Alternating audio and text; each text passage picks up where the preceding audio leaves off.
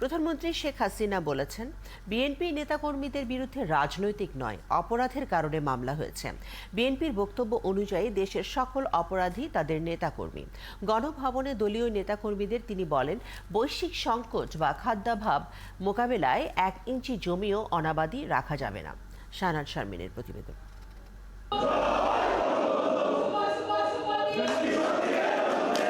কৃষক লীগের 52তম প্রতিষ্ঠা বার্ষিকীতে সংগঠনটি নেতাদের সাথে গণভবনে শুভেচ্ছা বিনিময় করেন আওয়ামী লীগ সভাপতি প্রধানমন্ত্রী শেখ হাসিনা।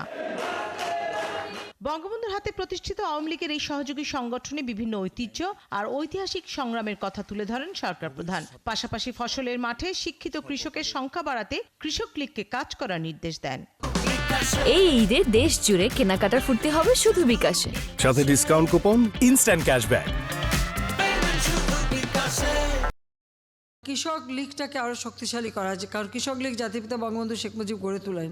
আমরা আমাদের দেশটা, আমাদের ভৌগোলিক অবস্থান সবকিছু মিলিয়ে আসলে আমাদের ফসল উৎপাদন করা, খাদ্য নিরাপত্তা নিশ্চিত করা, পাশাপাশি পরিবেশ রক্ষা করা, আর খাদ্য নিরাপত্তার সাথে আমাদের পুষ্টি নিরাপত্তা দেওয়া।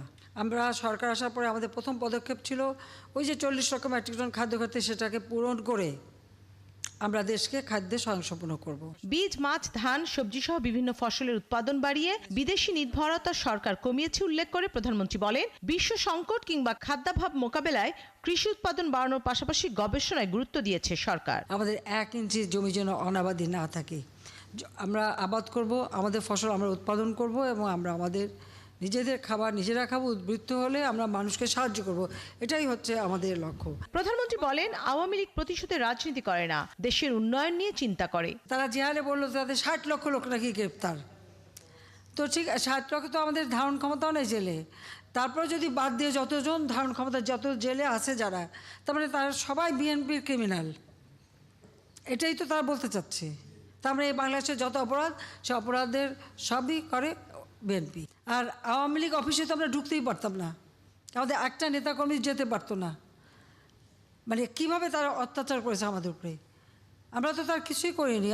আমরা প্রতিশোধ নিতে ব্যস্ত থাকিনি, আমরা আমাদের সব শক্তি মেধা লাগাচ্ছি দেশের মানুষের উন্নয়নে, দেশের মানুষের জন্য কাজ করতে। শেখ হাসিনা প্রশ্ন রাখেন, নির্বাচন ঠেকাতে গিয়ে বিএনপি যে সন্ত্রাসী কর্মকাণ্ড করেছে, এরপরও কেন তাদের বিরুদ্ধে মামলা হবে না?